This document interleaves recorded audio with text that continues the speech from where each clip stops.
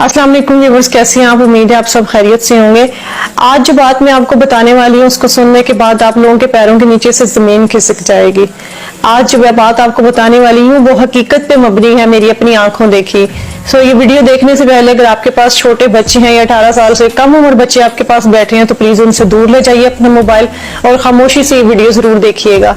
आपके 2 मिनट, आपके 3 मिनट शायद आपके बच्चे की जिंदगी के लिए बड़े जरूरी हो।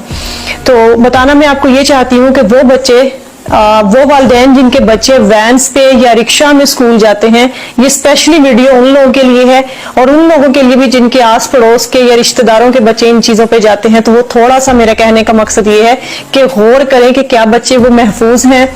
तो कभी कभार साथ अपनी गाड़ी लगा लें, ये चेक एंड बैलेंस रखें कि बच्चे महफूज होके जा रहे हैं या नहीं जा रहे। ये बात मैं क्यों कर रही हूँ? हुआ कुछ यूं है कि मेरा जाना एक सोसाइटी के अंदर हुआ। वहां पे मैंने देखा कि एक वैन जा रही है, छोटे वाली जो कैरी डब्बा होता है, उसमें वैन के ड्राइवर ने, बच्ची छोटी थी, 4-5 साल की बच्ची होगी, जिस तरह छोटी छोटी बच्चियों को स्कूल भेजना स्टार्ट कर देते हैं, बिल्कुल अर्ली क्लास की छोटी सी बच्ची होगी। ड्राइवर ने बच्ची को जो है ना वो अपनी गोद में बिठाया हुआ था, बिल्कुल दोनों लेग्स के बीच में बच्ची को, छोटी को बिठाया हुआ था। और बच्ची का जो चेहरा है वो इतना इरिटेट हुआ था, इतना परेशान था कि वो अपना रोना रोक रही थी और जब्त किए बैठी थी और फुल डरी हुई बच्ची थी। मुझे वहां पे काम था, मेरी नजर पड़ी कि गाड़ी बहुत स्लो जा रही है और स्कूल के यूनिफॉर्म में बच्ची है और बच्ची गोद में बैठी है। मेरी बात थोड़ी हजम नहीं हुई। पहले मैंने कहा शायद बेटी हो, ड्राइवर की बेटी हो, वो उसको लेकर घर जा रहा हो। वैन में और बच्चे नहीं थे, बिल्कुल वो खाली थी वैन, खाली वही बच्ची थी और उसको यहाँ पे बिठाया हुआ था गोद पे। फिर मुझे थोड़ा सा हुआ कि अगर अपनी बेटी है तो भी साथ वाली सीट खाली है, बच्ची को इतनी भी छोटी नहीं है कि उसको गोद में लिया जाए। 3 साल का बच्चा भी हो तो हमारी कोशिश होती है कि उसको साथ बिठाए। मैंने गाड़ी थोड़ी सी साथ लगा ली, गाड़ी वो बिल्कुल स्लो स्लो चल रही थी और जब मैंने गाड़ी साथ लगाई तो मैंने देखा कि ड्राइवर ने, मतलब बताते हुए मुझे खुद शर्म भी आ रही है और मेरा जो है ना वो कह लें कि दिमाग फटने वाला हो गया देख के कि उसने अपने कपड़े जो है वो नीचे किए हुए हैं और बच्ची के भी कपड़े थोड़े से डाउन किए हुए हैं। मतलब इससे ज्यादा साफ अल्फाज में मैं आपको नहीं बता सकती, आप समझदार हैं, आप समझ जाएं कि मैं क्या बताना चाह रही हूँ। इस तरह किए हुए और बच्ची को उसने वहां पे बिठाया हुआ है और बच्ची फुल रोने वाली हुई हुई है। मैंने साथ लगा के हॉर्न शॉर्न मारे हैं, उसको रोकने के लिए कहा। साथ साथ गाड़ी उसकी चल रही थी, साथ साथ मैं कभी आगे हो रही हूँ कभी पीछे हो रही हूँ ना गाड़ी के, मेरी गाड़ी उस गाड़ी के आगे पीछे हो रही है कि चेक करने के लिए मैं उसको देखना चाह रही थी।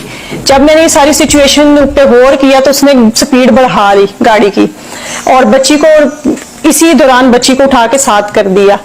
गाड़ी को भगाता रहा, मैंने भी गाड़ी उसके पीछे लगा लिया और उसके बाद वो एक और इलाके में एंटर हुआ। उसी सोसाइटी के बाहर का एक इलाका था, गलियों में जाके मेरी गाड़ी मुसलसल उसके पीछे रही। वो जरा मेरे से आगे था क्योंकि उसकी स्पीड ज्यादा थी, मेरे पास गाड़ी बड़ी थी और ऊंची थी और ऊंची गाड़ी में से आपको पता है कि चीजें ज्यादा नजर आती हैं, साफ क्लियर नजर आ रही होती हैं। उसको पता था कि ये अब मेरा पीछा कर रही है और इसने कुछ ना कुछ देखा है। वो तब तक रिलैक्स होके उसने खुद को कवर कर लिया था, बच्ची को भी कवर करके उसने बिठा दिया था साथ वाली सीट पे कैरी डिब्बा में। घर के बाहर वो गया है, उसने बेल दी है और बच्ची उतारी है और उनको पकड़ा के निकल गया है। मैंने थोड़ा सा पीछे गाड़ी लगाई है, मैं उतरी हूँ, मैंने बेल दी है, पहले तो कोई निकल नहीं रहा था, फिर निकले हैं तो फिर मैंने पूछा कि बच्ची, उन्होंने कहा जी हमारी है। वैन वाला जा चुका था, इसी दौरान उसी जगह से टर्न लेके आगे की तरफ से ना वो निकल गया। मैंने सारी सिचुएशन उनको बताई, पहले तो वो बिलीव ही ना करें, उनको लगे कि मैं शायद कोई बहरूपी जिस तरह आ जाते हैं लूटने के लिए। फिर मैंने उनको बताया कि मैंने जो आज देखा आप वो सोच नहीं सकती हैं। तो उन्होंने फिर बताया कि बच्ची इसी तरह डरी डरी आती है और छुट्टी से थोड़ा सा लेट हो जाती है, आधा घंटा 35 मिनट। तो हम पूछते हैं तो वो कहते हैं कि रूट पे बाकी बच्चों को भी छोड़ना होता है छुट्टी के दौरान, तो इसलिए फिर इस बच्ची का घर थोड़ा सा आगे पड़ता है, तो फिर आते आते आधा पौना घंटा लग जाता है। और बच्ची ऐसी सहमी भी होती है, तो हमें ये है कि शायद स्कूल जाती है, स्कूल जाने वाले सारे बच्चे ऐसे डरे डरे होते हैं। मैंने जब उनको सारी सिचुएशन बताई कि ये सारा कुछ आपकी बच्ची के साथ हो रहा है, क्या आपने कभी अपनी बच्ची से पूछा या बच्ची ने आपसे बताया और आप सिर्फ यही समझ रहे हैं, या आपने स्कूल जाके कभी पूछा कि बच्ची इतनी डरी सहमी आती है और वो बताती है कि मेरे पेट में दर्द हो रहा है, मैंने स्कूल नहीं जाना। हो सकता है वो डर स्कूल का ना हो, वो वैन वाले का डर हो कभी आपने ये चीज नोटिस की है? ये वाकया बताने का फिर उसके बाद उन्होंने पकड़ा ड्राइवर को, उसने आना बंद कर दिया क्योंकि उसको पता था कि अब मैं पकड़ा गया हूँ। फिर भी उन्होंने उस तक एक्सेस ली, उसको पकड़ा, और उसके बाद जो उन्होंने उसका मामला किया वो एक अलग केस है। मुझे ज्यादा लंबा मैं उसको नहीं जान सकी क्योंकि वो किसी का पर्सनल मैटर था, मैं उसमें अगलों को भी अजीब लगना था।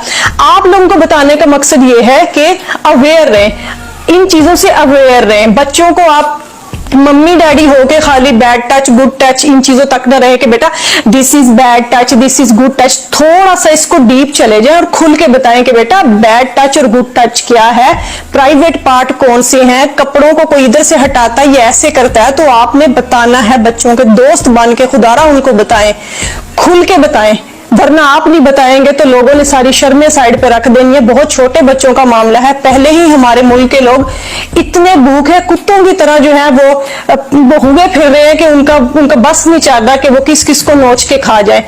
ये आपके बच्चों की जिंदगी का मामला है, हो सके तो इस वीडियो को आगे दूसरों के साथ भी शेयर कीजिएगा।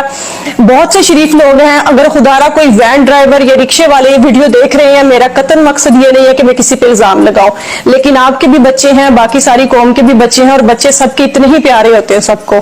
मेरा कहने का मकसद है कि किसी को नहीं पता होता कि आगे वाला बंदा है उसके इंसान है, ये शैतान है। सो नजर रखें और बारीकी से नजर रखें।